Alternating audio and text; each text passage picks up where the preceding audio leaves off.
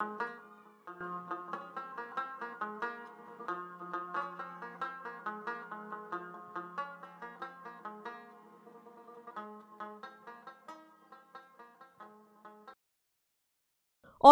की मृत्यु के बाद मुगल साम्राज्य के पतन की शुरुआत हुई और इस कड़ी में औरकजाई कबीले के एक पठान सरदार दोस्त मोहम्मद खान ने मध्य भारत के इलाके में आजाद रियासत कायम की। वैसे तो प्राचीन काल में परमार वंश राजा भोज के राज्य का हिस्सा था, लेकिन अब एक स्वतंत्र भोपाल रियासत के नाम से जाना जाने लगा।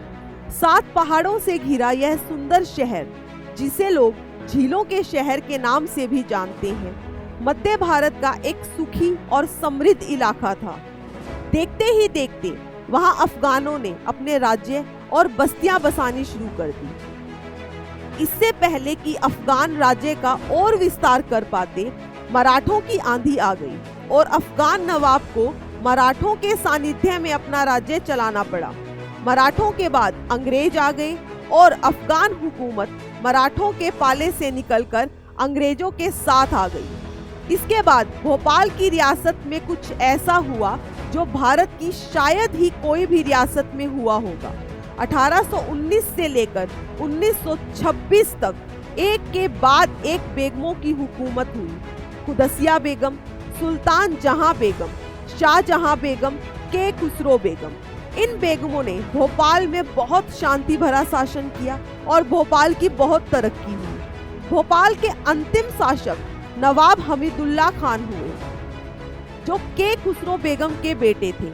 मोहम्मद अली जिन्ना के खास दोस्त और लॉर्ड माउंटबेटन के करीबी नवाब हमीदुल्ला पोलो के भी एक बेहतरीन खिलाड़ी थे। जब माउंटबेटन ने रियासतों को लेकर अपनी योजना नवाब हमीदुल्ला खान से साझा की तो वह नाराज हो गई और भारत में मिलने से इनकार कर दिया। इसकी मुख्य वजह उनका मोहम्मद अली जिन्ना से करीबी होना और कांग्रेस पार्टी के प्रति नापसंदगी थी। दरअसल कांग्रेस पार्टी का रुख साफ था कि आजादी के बाद भारत के राजा नवाबों के सामंतवादी विशेषाधिकार को खत्म करना, और यही बात नवाब साहब के गले से नहीं उतर रही थी। इसलिए उन्होंने राजा नवाबों के लिए ज्यादा अनुकूल और अपने दोस्त मोहम्मद अली जिन्ना का दामन चुना।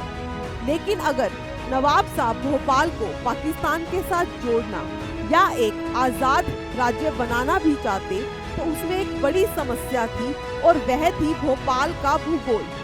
एक आजाद भोपाल रियासत भारत के किसी आम जिले से ज्यादा बड़ी ना होती और चारों तरफ से भारत से घिरी होती। ऐसे में पाकिस्तान से उनका सीधा संपर्क नहीं होता और अपनी अर्थव्यवस्था के लिए उनको भारत के ऊपर ही निर्भर होना पड़ता। इससे अधिक जरूरी बात यह भी थी कि भोपाल की अधिकांश प्रजा हिंदू थी और वह अपना विलय भारत के साथ ही चाहती थी। इन सब चुनौतियों से ना जीत पाने और लॉर्ड माउंटबेटन और सरदार पटेल की कूटनीतियों और दाव पेचों के चलते अंत में भोपाल रियासत 1 जून 1949 को भारत में शामिल हो गई और आगे जाकर भोपाल उस वक्त के सबसे बड़े राज्य मध्य प्रदेश की राजधानी बना।